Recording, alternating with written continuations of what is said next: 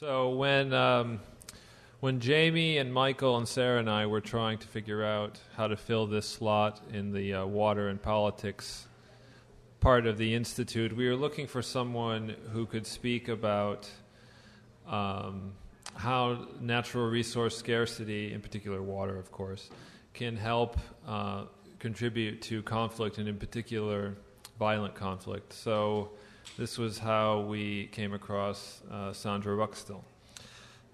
Sandy is a senior social scientist at the Center for Complexity Analysis at Group W Incorporated, where she conducts research and provides advisory services on developmental policy and operations in conflict-affected and fragile states for the World Bank, the United Nations, and the U.S. government.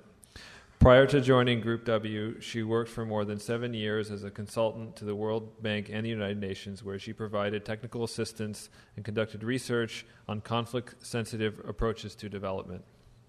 She has worked on water, natural resource management, and environmental issues in 14 countries across 4 regions, including field work in Afghanistan, Bosnia and Herzegovina, Bulgaria, India, and the West Bank and Gaza.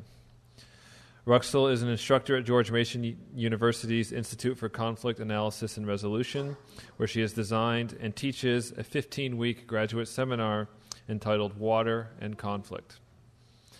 She is also a PhD candidate at the Institute, and she will defend her dissertation entitled Enabling Environmental Peacebuilding and Analysis of Projects and Factors in 4 Project Cases in June of 2010. Sandra holds a Master of Science in Conflict Analysis and Resolution from George Mason University and a Bachelor of Arts from the University of Wisconsin at Madison in International Relations, with a regional studies focus on Russia, Central and Eastern Europe, and Central Asia. She lives in Falls Church, Virginia, with her husband. Please join me in welcoming Sandra Ruxtel. Great to be here. I apologize that I just came in last night, so I've missed some of the good material from yesterday. And so if some of this is repetitive, well, hopefully we can just build on that in the Q&A. Okay, so I'll just jump right into this.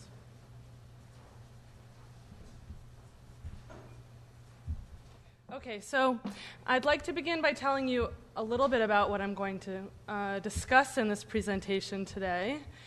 And that is, first, I'm going to tell you a little bit about the class that I teach. And if you're interested in it, I have copies of my syllabus, and we can talk after this.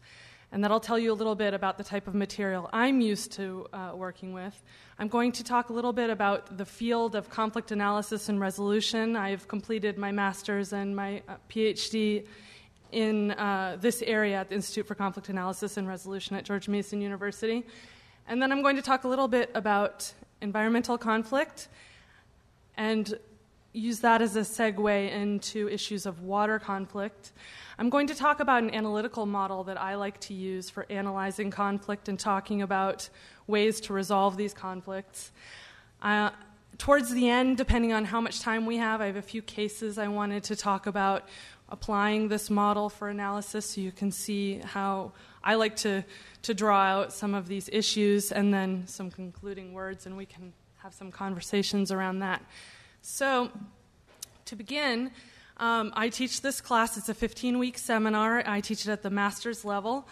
And what we do in this class is we integrate conflict theory, concepts about water management and the physicalities of water, and we do this at the case level. So each week we focus on a different case from another part of the world, and we break apart what the different challenges are and what the types of interventions have been on those types of challenges, who have been the actors, who are the first-party actors in these conflicts, who are the third parties who play an intervener role, and how these issues are dealt with on a technical level. Now, I am a social scientist. I am not environmental scientist. Everything I've learned about environmental science has been through my work as an environmental scientist, as a social scientist in the field of development. So if you have technical questions, I might not be the best person, but I can talk about what I've seen in certain case contexts at the policy level. And then, so as I mentioned, we take a case study approach. In our department, we focus it's extremely important to focus on critical thinking and internal debate in the classroom. So not necessarily taking a position on how a conflict should be solved, but what the different perspectives might be and how we can work together to bring those to a common solution. I bring a lot of guest speakers in from the field. I feel that brings a lot of texture and storytelling to the environment, which the students really enjoy. And then student presentations are also really important in terms of talking about their research and in terms of presenting on policy issues, because a lot of this does have to do with policy. Now, conflict analysis and resolution as a field of academic study, some principles about it that I'd like to mention. In the field of conflict studies, we focus on analysis and resolution. It's not just about what are the problems and why are they there, but exactly how can we work together on a community level, on a higher government level, on between different stakeholders in terms of finding solutions and ways to move together forward. We take an interdisciplinary approach, so social psychology, international relations, sorry for the typo, development studies, cultural studies, all of these areas of academic study are important in the classroom for all of us. And then, as I mentioned, we promote critical thinking about social relationships, how groups relate, what the various perspectives are on needs, on the aspiration to meet those needs, different power structures at individual level and at the group level. So really trying to pick apart these social dynamics. As was mentioned in the previous presentation, conflict is not necessarily a bad thing. What we're trying to avoid is the manifestation of violence. And cooperation is an inherent opportunity in anything and everything that we do, and we really try to promote that, so it's a much more positive perspective on growth and opportunity. In terms of our practice, this cycle that we frequently talk about is about an integrated approach to peacebuilding, peacemaking, and preventative action. So it's not just about resolving conflicts and they go away and we move forward, but it's really about creating a social system that promotes the resolution of conflicts and also preventative action that can avoid the manifestation of violent conflict. We use a lot of different models for analysis. Some of this material is in your folder. There's a handout on, I guess at the top it says resources for conflict analysis and resolution. There are two models I included on here. One is this Spitzer model developed by Dr. Christopher Mischel.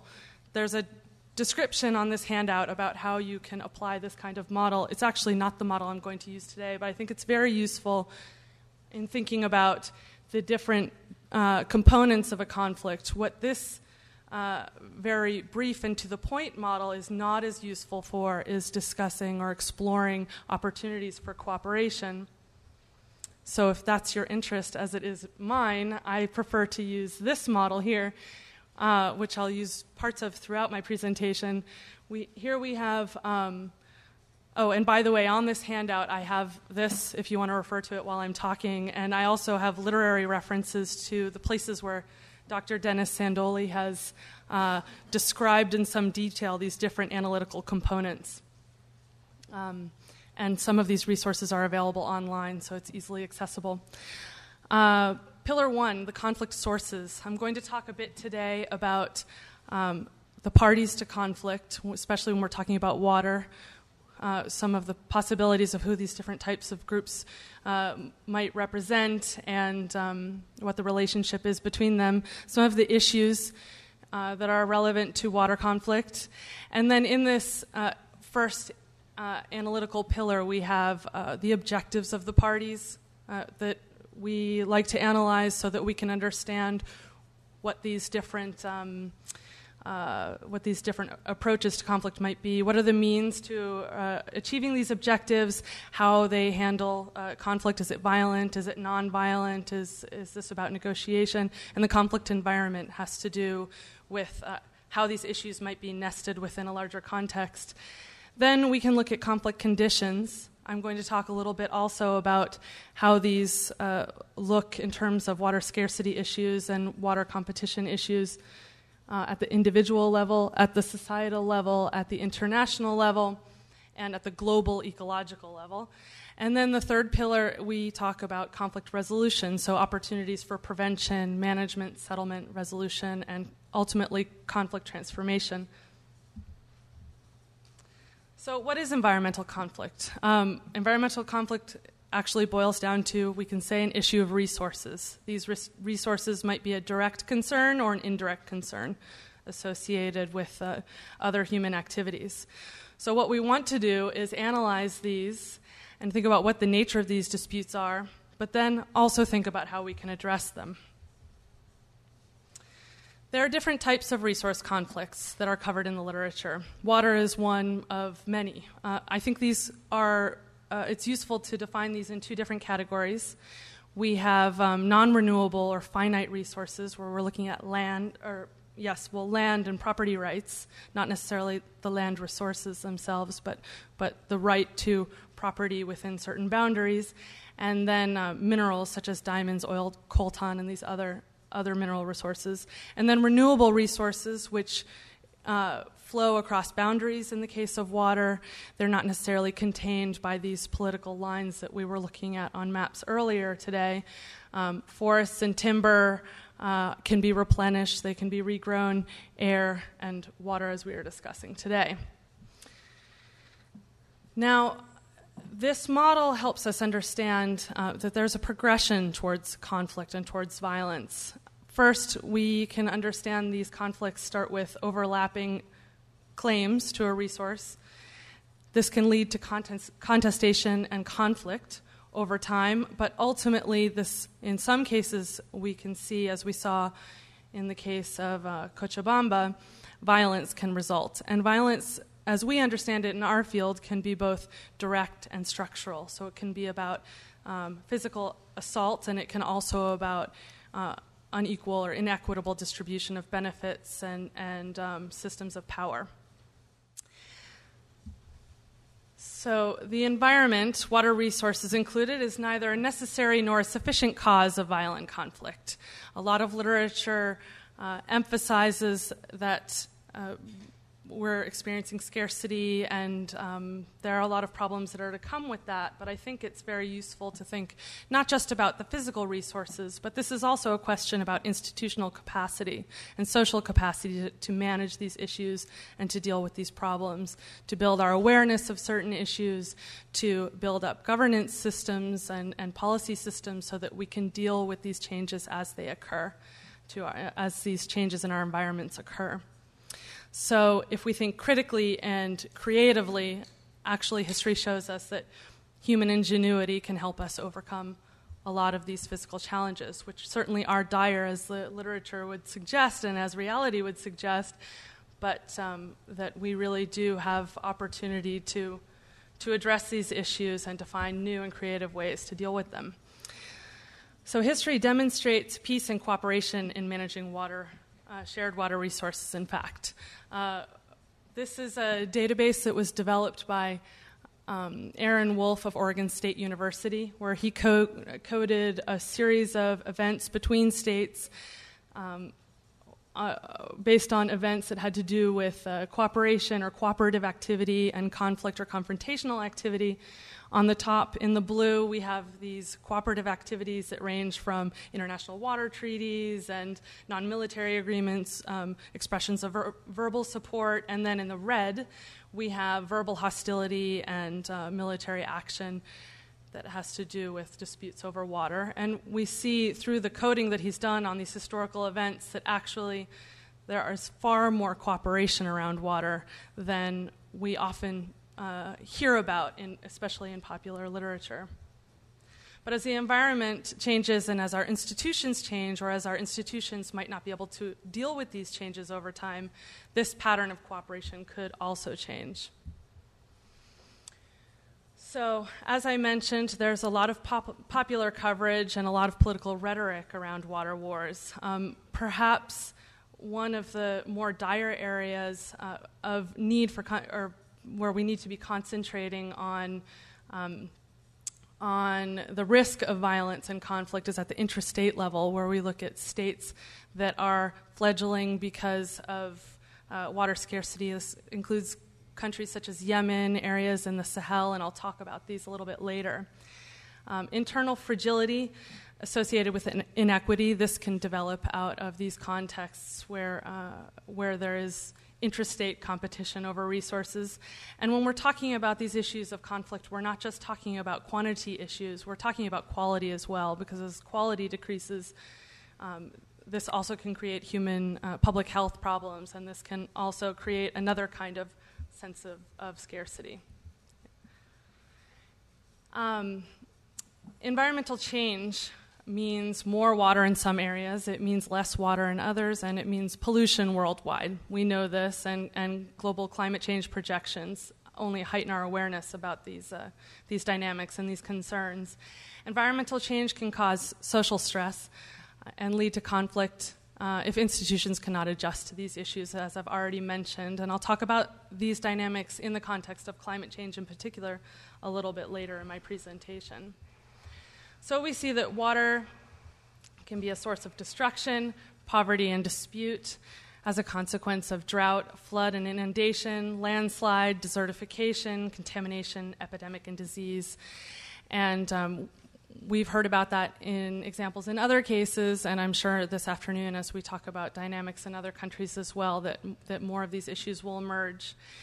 But water is also a source of production, it's a source of growth and cooperation, and I think that's where a lot of the emphasis can be lacking as we review some of this material and some of these case studies, because water contributes to improved public health and healthy ecosystems, food production, energy production. It is used for navigation, and there's also important cultural value in a lot of countries. If we think about the value of, such as the river Ganges in India, or Lake Titicaca in South America, that these are important cultural symbols in many societies.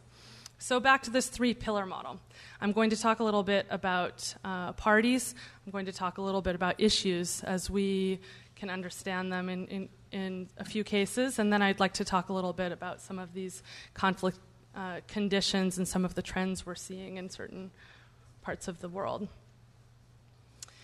So in terms of parties, well, there are many different users of water. We have water for people, which would be supply and sanitation, water for the environment. This is water for to sustain ecosystems, water for food production, water for energy, and water for other uses, as I mentioned, for cultural or religious purposes.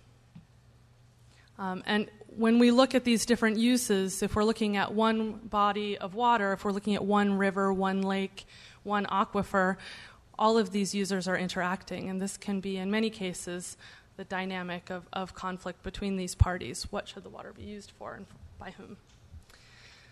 Also, it's important to think about these dimensions of parties. We've got upstream versus downstream. So if you're looking at the hydrology of a certain body of water, you've got some parties at the headwaters of a river and some at the delta. And this has different implications for water quality and water access. We've got urban users and rural users as well, who have different needs. We've got the rich who can afford to pay some prices and the poor who might not. And then as we think in more crude terms, in terms of the haves and the have-nots, in terms of all different dimensions of access and power and control.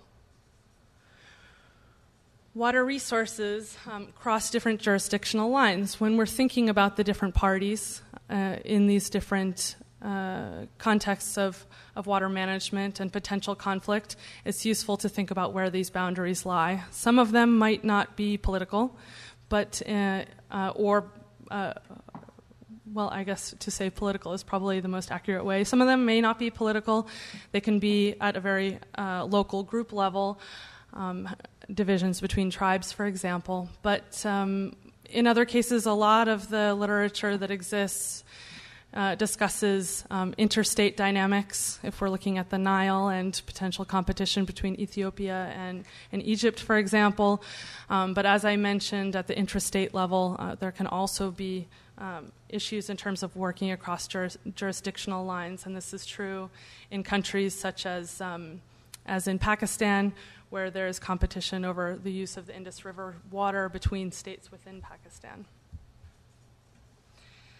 So as we start to think about these issues, as I mentioned before, relative scarcity combined with institutional capacity deficiencies, I think this is looking at this holistic perspective is really the most useful way to examine potential for conflict. And if we think about 4 different areas or 4 different categories of conflict, let's say, these are the 4 that I would choose. One, it would be ownership. Who has the right to the resource consumption? How should the resource be used? Distribution, who has access to the resource, who does not? And management, how should it be governed? Another way to think about some of these issues here, we've got, but I think looking at changes, a lot of people like to talk about tipping points in terms of increasing scarcity and how that can lead to public action. But I shy away from that tendency because I think it limits how we understand social change. But it is useful to think about certain changes within societies, within the physical environment, within our system of values that can lead to a change in the relationship between the resource and the parties that are using them. So in terms of renewable natural resource changes, we can think about quality issues, as I mentioned. We can think about quantity issues. But it goes further in many countries, particularly tropical countries. Temporal changes, seasonal changes are also important, and how the rainy season can change, what it can mean to have to manage the resource in that kind of environment. When we're here in where I'm going next week, when we're here in Chicago, thinking about temporal changes is not necessarily the same thing because we have the infrastructure and we have steady seasons and we understand when the rain is coming and when it's not, and variability. So this can be long-term changes to ecosystems and to rainfall predictions. Other physical changes have to do with demographics, movements of populations, increasing urbanization, and what that can mean in terms of who is going to be drawing on the resource and for what purpose, an urban population versus a rural population, for example, and changes in infrastructure. In some cases, we're looking at developing infrastructure. In other countries, we're looking at damaged infrastructure because of violence and war, for example. Relational changes between the groups. So these can be behavioral changes, changes in the makeup of the groups, changes in the institutions that govern the groups, changes in power structures, and changes in the way conflicts are played out. Are they violent? Are they nonviolent?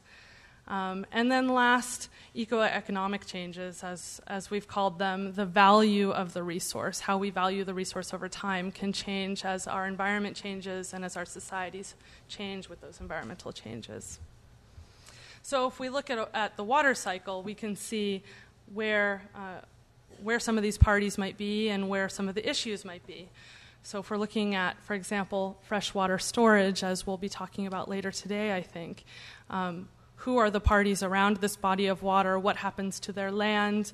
What are the issues in terms of who's going to be using that water for irrigation or for hydropower, or what happens to the ecosystem?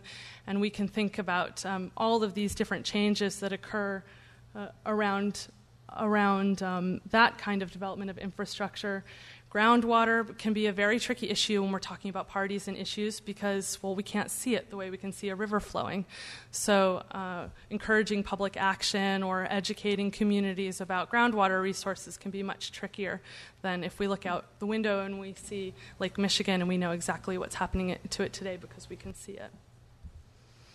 And then when we put in human settlements, there are obvious impacts in terms of pollution, in terms of extraction of water can lead to various environmental problems, including salinization of groundwater and so forth. So as we add in all of these human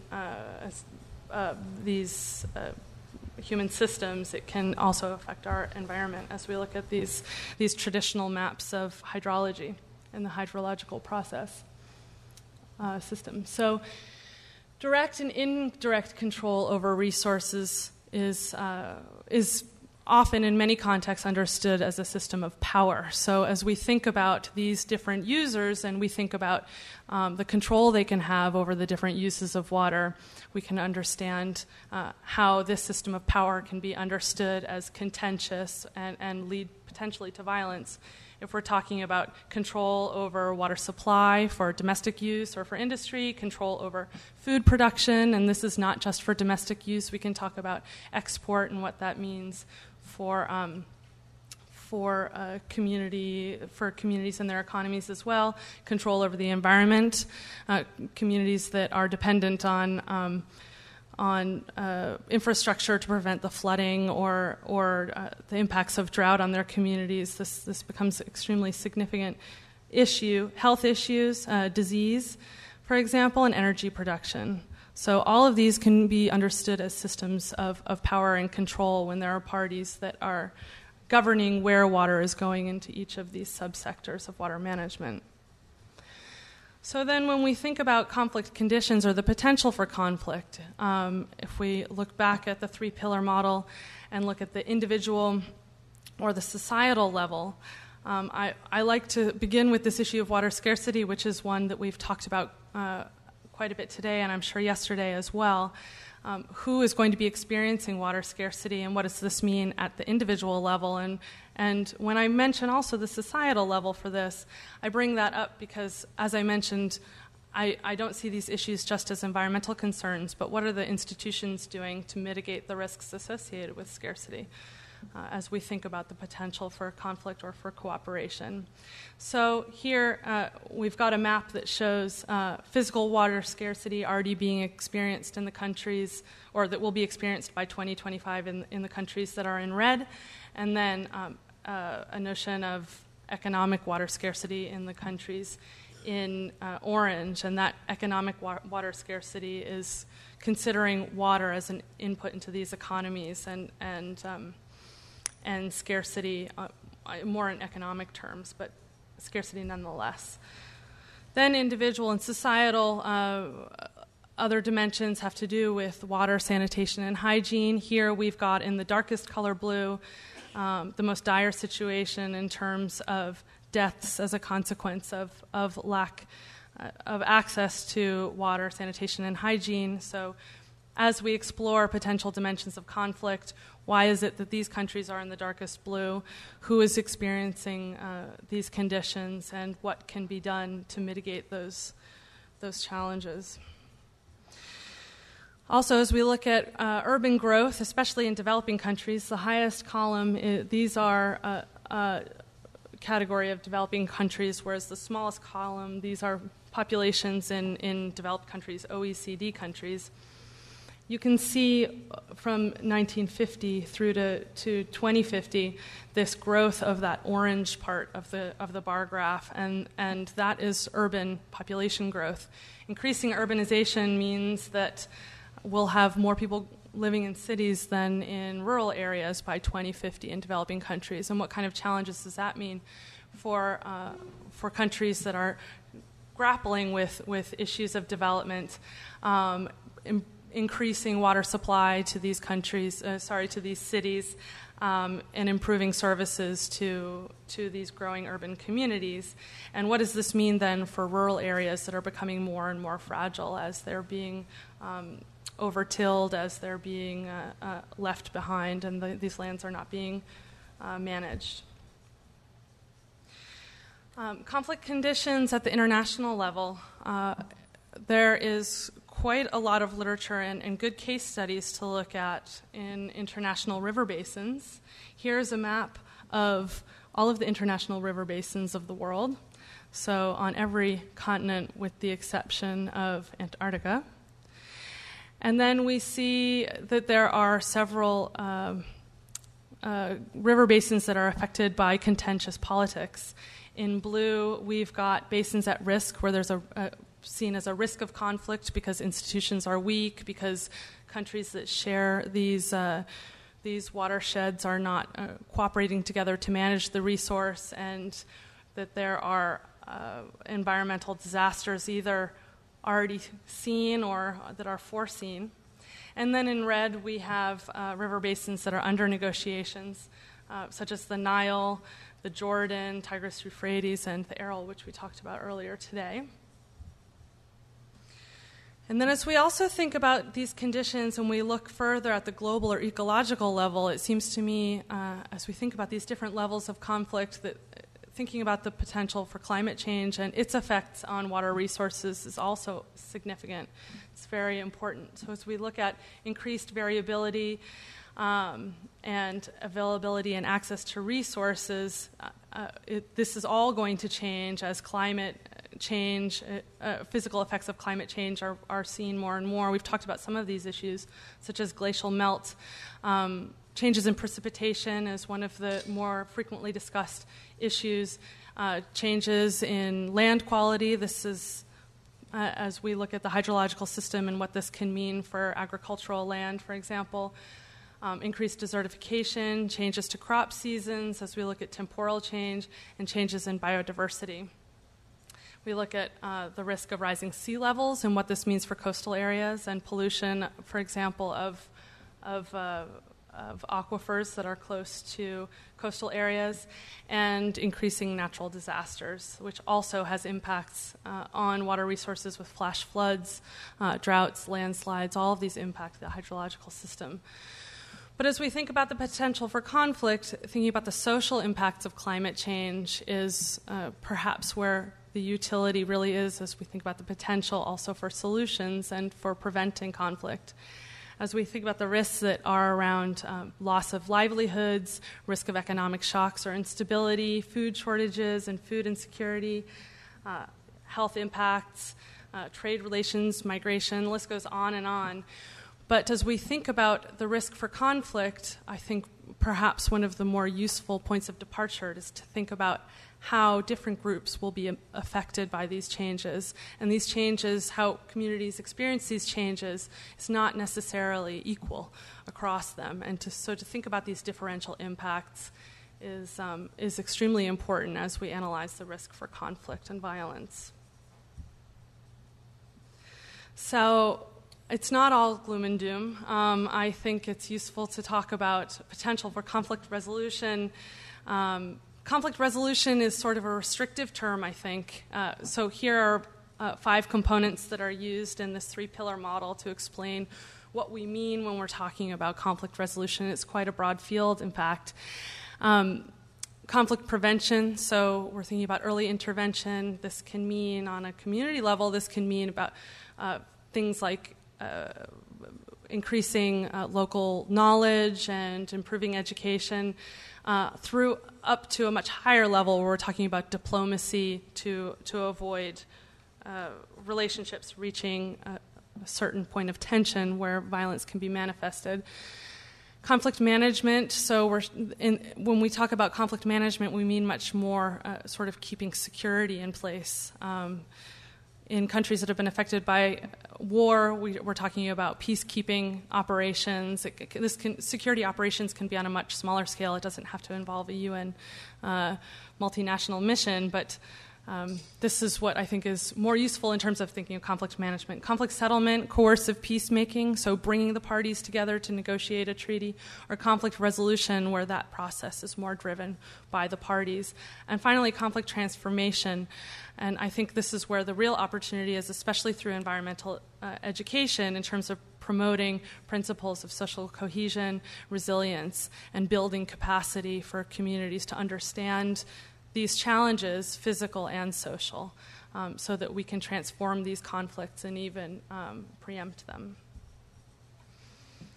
So building capacity to deal with conflict, we talk about capacity building, especially in the field of development, and it means a lot of different things, but I think it's important to point out that we're talking about 2 things here, and that's organizations and institutions. So we're not just talking about changing the way governance bodies work, for example. We're talking about changing our norms, our values, our behaviors, and our perceptions. And I think particularly at the classroom level, this is where a lot of change can be affected, and this is important as we think about changing the way we value these resources and so therefore changing the way that we use them. And this came up this morning as well.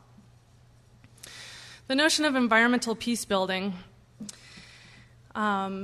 is really the idea to capitalize. I'll just read this right off here and then explain it. Environmental peace building capitalizes on ecological interdependencies to promote social, economic, and political relationships through joint environmental management and benefit sharing.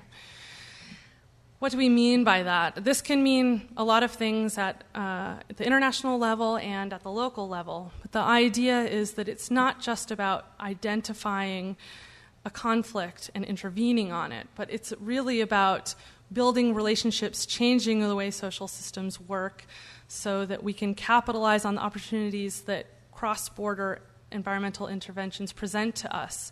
So if there's an opportunity to work together, not just on a river that is drying up, but to work on managing our resources in collaborative ways, that helps to improve a process of valuing relationships, valuing working across borders, valuing the resource that is of concern to us. And it's not just about acting on disaster.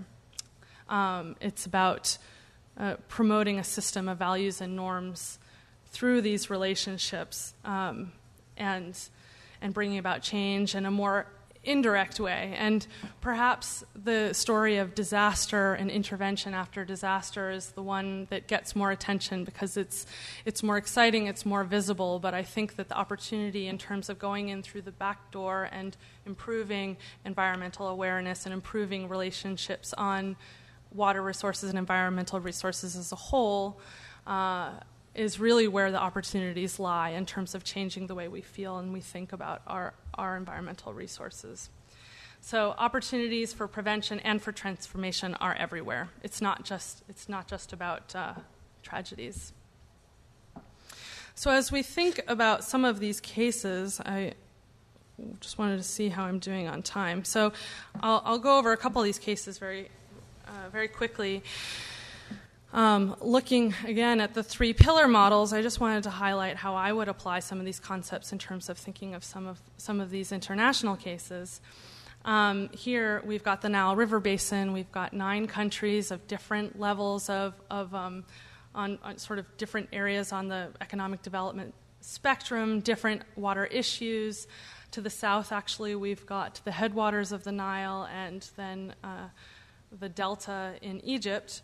And the issues here often have to do with how this water, who has the right to the resources of the Nile, for example. And I'm obviously going to be simplifying this a bit.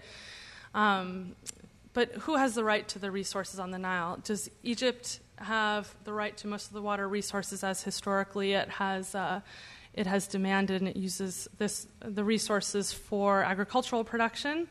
Or what about Ethiopia, who wants to build dams and harness that electricity for a country that has, I think, less than a 5% electrification rate? So this becomes a debate about who has the right to the resources, why, the users, and their different need for this river, which is a source of life for so many societies along this river. And as they examine these objectives in terms of managing these resources, what are the means they're employing to resolve these issues? There has been a lot of rhetoric around the Nile River that there's a potential for a war to break out between Ethiopia and Egypt over time. This has been mostly on the political level. Nothing has really happened on the military level. But as we think about these various sources of conflict, I think it's also useful to think about conflict resolution opportunities. Here, this is one case, one quite successful case in terms of the international community becoming involved in the management of the Nile River Basin by financing the development of a river basin, transboundary river basin organization, the Nile Basin Initiative. So the international community has been putting money into building the institutional infrastructure to manage this river and to building these relationships between these governments and to financing infrastructure that involves exchange of information between these countries in a way that had not happened before, where that type of investment had been preempted by a lot of political rhetoric in the past. So there's some progress there. As we look at the Sahel region, the area in orange, here we hear a common story, for example, in terms of in the Darfur region between sedentary agriculturalists and herders. And this is a story that's not just in Darfur, it's across the Sahel region. But these issues, often the media characterizes them as issue of access to water and natural resources, whereas as we examine the relationship between these types of communities, it can be far more complex and have to do with traditional livelihoods and how the nature of the nature of the relationship between these communities has changed as the environment continues to change, as climate change leads to increasing desertification in the area, and as relationship between different ethnic groups and different religious groups changes over time. And some of the popular media has also suggested that, for example, drilling more wells in Darfur will solve the problem. If you look at cases in Chad, for example, drilling more wells historically has contributed to more conflict between the groups as groups start to fight for control over governing these wells. And so just drilling wells is really not the solution. You might have more of the resource, but you might not have the institutions to prevent the trajectory toward conflict. And on a separate handout that's in your folder, which I will not go through now, but it describes how one project, which was financed in part by the World Bank and by other donors as well, including the Nigerian government, how one project incorporated improved management and improved access to the resource through improved infrastructure in northern Nigeria, and how this helped to decrease conflict between these groups, pastoralists and herders. So that is in Nigeria, more to the middle of the Sahel region. So the point is, if we look at not just improving our access to the resource in the physical sense, but improving the institutions that facilitate our access to the resource, that's where a lot of the opportunities for conflict prevention and resolution can lie. So I'm not going to go through all of these other cases because I think I'm just about out of time, but we see a lot of similar cases and dynamics and different and interesting stories in different areas of the world. But if anybody wants to talk about any of this offline, I'm more than happy to, and I have resources for each of these cases included in my syllabus as well if you'd like to look at those. So I will just leave it at that, and if you have any questions.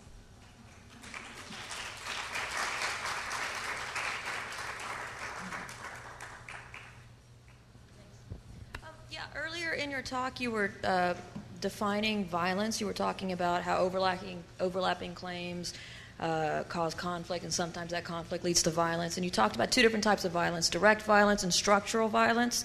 Can you define structural violence, please? Let's see. Structural violence, if I were to describe it in my own words, it's really about the issue of let's see. There's someone who's written quite a bit on this, and I can give you the reference afterwards, but his name is Johan Galtung, and he's defined these different concepts of violence, and the idea of structural violence is that it can, in an indirect way, contribute to physical harm. So if we look at issues of inequity, for example, I have access to clean water and you don't.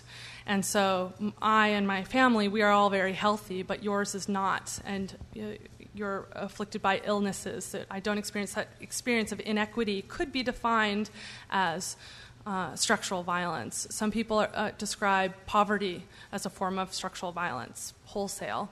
But that's really at the crux of it, is that issue of equity and inequity and what sort of physical impacts that can have, which might be indirectly considered violent.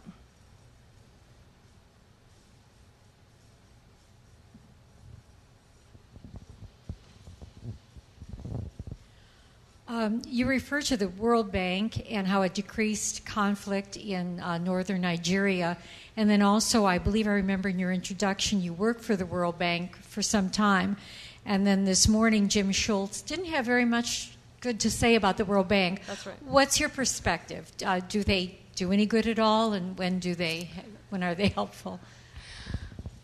It's a really important question, and Jim and I had a nice conversation over lunch about this, because I think the World Bank is very effective in certain country contexts and can play a strong facilitator role. For example, in countries that have been affected by conflict, they can, when I'm talking about in terms of war, they can be successful in terms of convening parties to discuss development issues.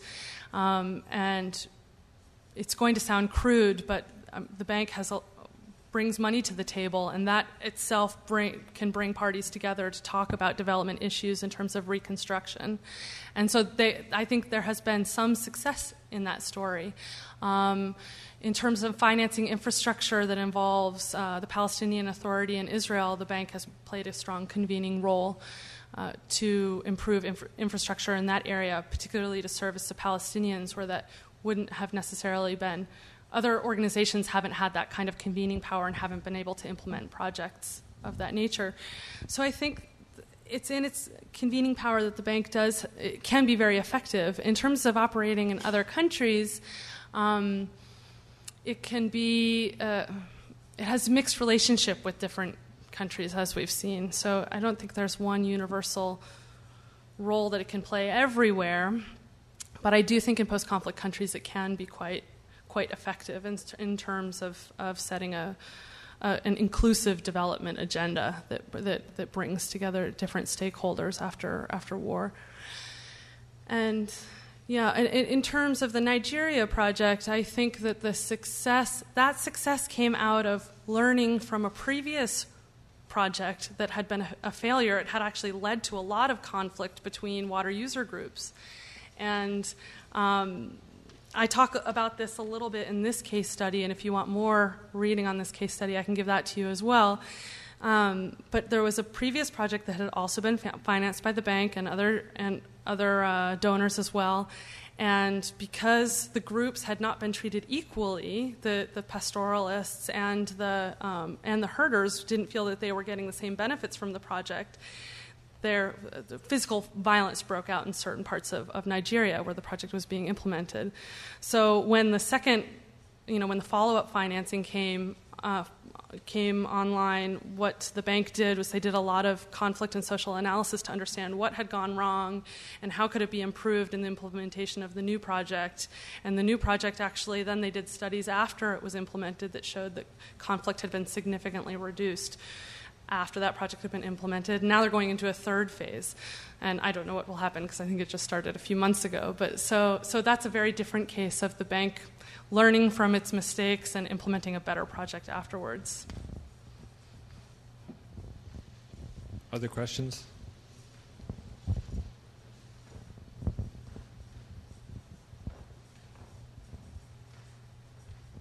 Lately I'm reading something in the papers. You look like you worked in India, so I think it's pertinent for me to ask this question to you. About Chinese actually building something, a lot of activity on the Brahmaputra River Basin, and then there are rumors there that they're going to divert the water from Brahmaputra to their use and leaving the countries like Nepal, Bangladesh, and India in the lurk for a little while. Of course, India is now at least applying the Gandhian principle of non-violence, but China is known to be violent in its conflict in 1962, although the Indians and the Chinese called themselves at that time during the Nehru regime as brothers. So, and also United States knows the motivation of China, I think. And so what is your take on this just now happening type of situation which I read in the papers? Is it in a preventable stage, or does it have to go to the climax of something like all these latest conflicts that we're seeing in the world? Then only some crisis management will take place. What's your take on this? That's interesting. Actually, I hadn't read about that. But I know that and I'm not here to advocate necessarily for the World Bank, even though a lot of my anecdotes come from that context because I've worked with them for many years.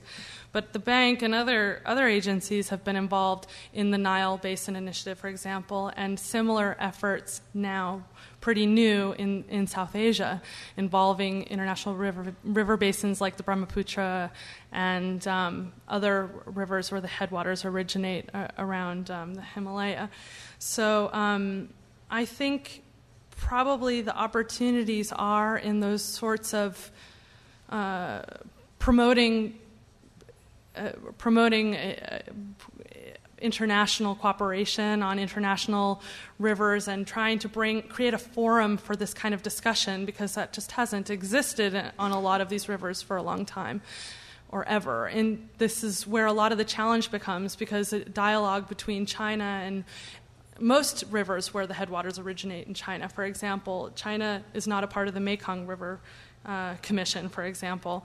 And so bringing countries like China or other countries that are not as inclined to participate in those processes, try to create a process where they can get involved in information exchange and be held accountable for developing infrastructure unilaterally in this case, or in any other sort of actions that they're taking. So I think, I mean, it's a very soft approach, but I think creating those types of fora, there's a lot of value to it. It's kind of hydro-diplomacy, if you will, and I think that that's needed probably on a lot of international rivers. The Nile Basin Initiative is just one example that has gone probably the furthest of any in the world. And hopefully in South Asia there will be more processes like that to preempt infrastructure like that from being developed without consultation.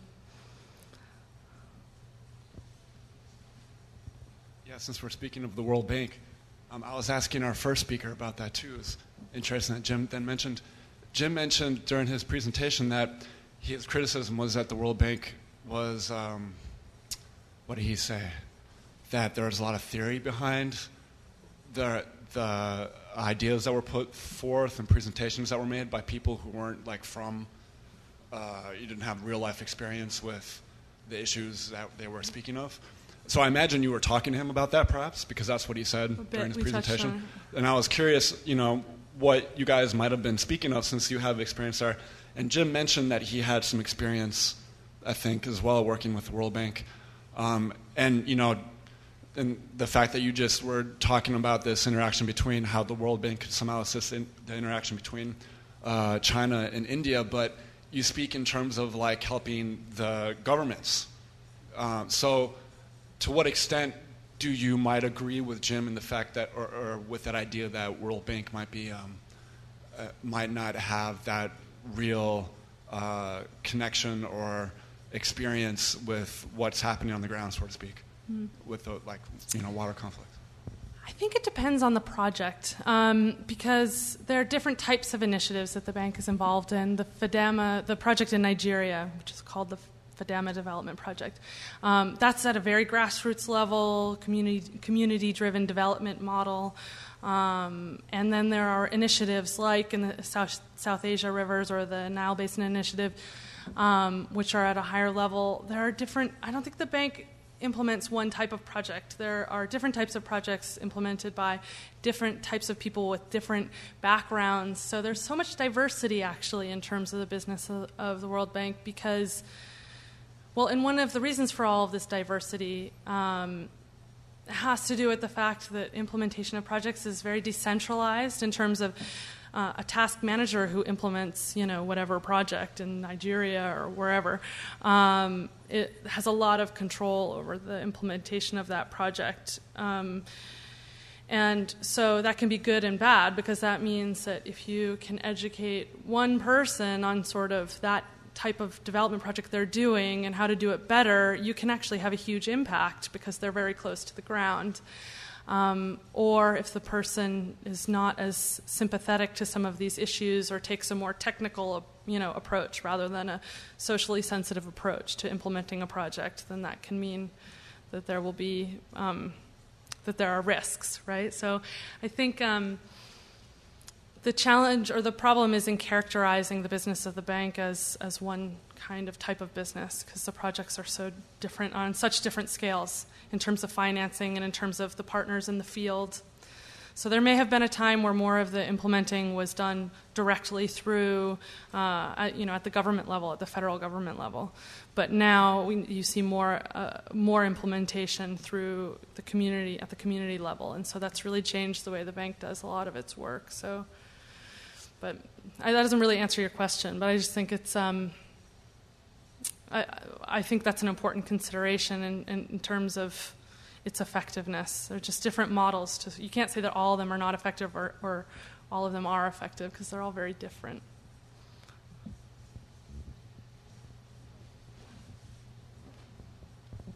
In one of your earlier slides, you mentioned that water was considered a renewable resource, and certainly in the sense that there's a water cycle and it keeps coming, but there's a finite amount. And I wondered if you could elaborate on that in terms of reasons for conflict and finite resources and things like that. Yeah, that's the challenge in drawing these lines around some of these concepts. Water is a finite resource, that's true.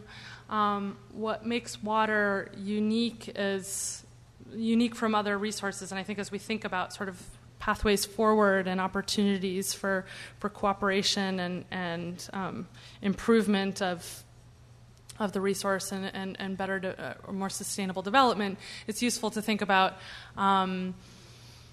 how the resource can be transformed from poor quality to higher quality. It can be used for different resources. We have technology, though it's still somewhat problematic and very expensive, to desalinate seawater and use it for, and so it is part of a dynamic process, and there are ways to replenish the resource. And I think, so though it is finite, as anything would be, it's more sort of the complexity of the hydrological process that allows us to see it as more that the opportunities are wider than if you were just pulling diamonds out of a mine and selling them in the market. That it's a different kind of process.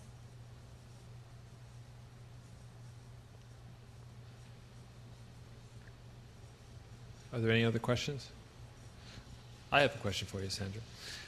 You said earlier in your presentation that you thought that the media had overstated the cause of the Darfur conflict as being a conflict about resources, which is interesting because, and perhaps we're just looking at different areas of the media, because I feel like I and a number of my colleagues at the Center for Middle Eastern Studies have felt that the overstated cause of the conflict, as described by the media, is actually that it is one of race and culture, which kind of makes it far more intractable. How do you solve a conflict if one just says, well, it's culturally determined or it's racially determined that these two groups don't like each other? And so I was wondering the question is, how do you strike a balance between the causes of a conflict between material scarcity and ethnic tensions? Do the ethnic tensions come about because of material scarcity, or vice versa? And also, you said that the desertification and climate change have contributed to the conflict, but to me that sort of implies that it means that there's, again, a resource shortage in water. If you have that as sort of other factors, it ultimately comes back to water. So what's the balance that you strike in terms of explaining the conflict as someone who has experience in conflict resolution and conflict transformation, in describing these conflicts to people that don't know as much about them? So what you're asking is, given these different sort of parts of the conflict and different sources of the conflict, how do I balance this understanding of how environmental scarcity can contribute to conflict, and also cultural and social dimensions in terms of how the groups have defined themselves and their relationship to one another, how that has also contributed? Yeah, and how is it that also that some favor describing it as a racial, ethnic, or cultural conflict, and others want to describe it exclusively as a material resource conflict? I think that what's useful here is to think about both dimensions and how they're interacting with each other. Because it's not one and it's not the other, and it's just like drilling wells is not, if you think it's environmental, the causes are environmental, drilling wells is not going to solve the problem. We know that because there are social dimensions to this conflict about how these groups are relating to each other, and there are a whole host of other issues even that have to do with how the groups have been armed or, all kinds of things, right? The relationship to the government and how this plays into this conflict.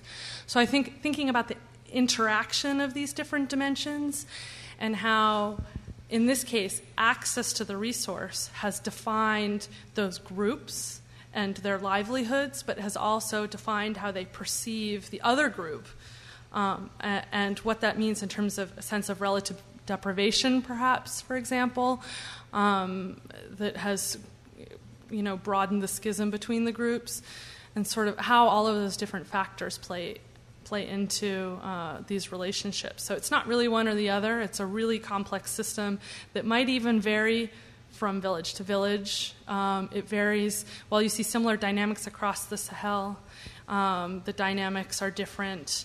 It's a vast area of land, so the dynamics are different in different areas of the Sahel. So yeah, I think that the value really is in bringing all this together and seeing how those factors interact. Other questions?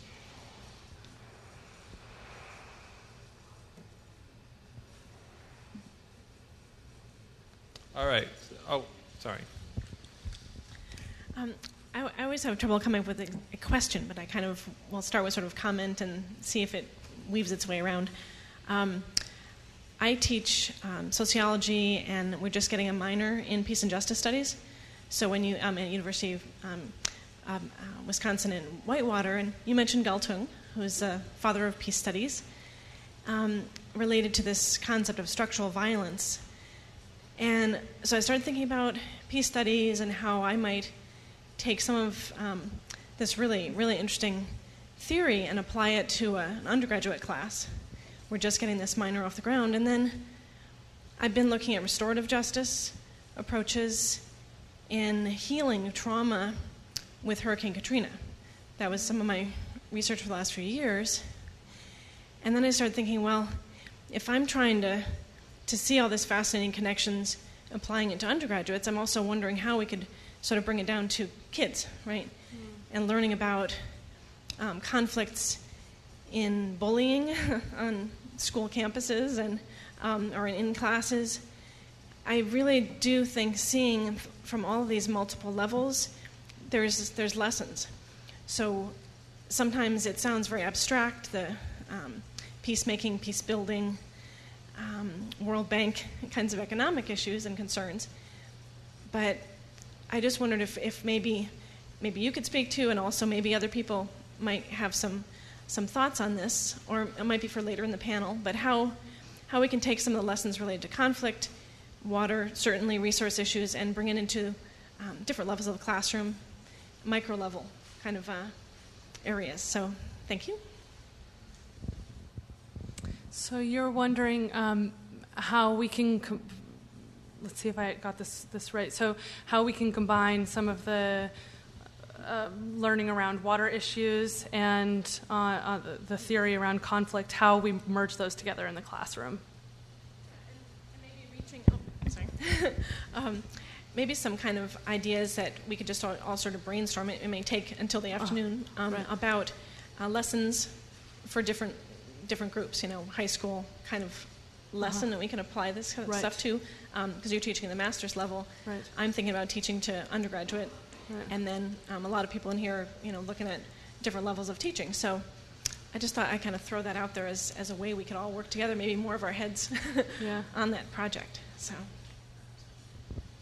And if there are certain cases that pique your interest, we can talk about. Even though my syllabus is for the master's level, there are certain cases you can draw all sorts of lessons from different kinds of cases. They have different issues, whether it's the international level or the local level. I mean, I don't just do international issues in my classroom. For example, we spend time on the Chesapeake Bay and water quality issues in the Chesapeake because that's where we are. So there are, I mean, there's just so many examples. If you want, we can brainstorm together later. I don't know how we're doing on time. So, I think that should be the end. Could everyone join me in thanking Sandra for her time? Oh, I forgot. I just wanted to say that this was downloadable on the website, right, Jamie? This book from Catholic Relief Services. They just came out with this a couple months ago. It's called Water and Conflict: Incorporating Peacebuilding into Water Development, and it's got like lots of really interesting case material and a wide discussion, not just around conflict issues, but about cooperation, collaboration, and peace building. So you can get it off the website.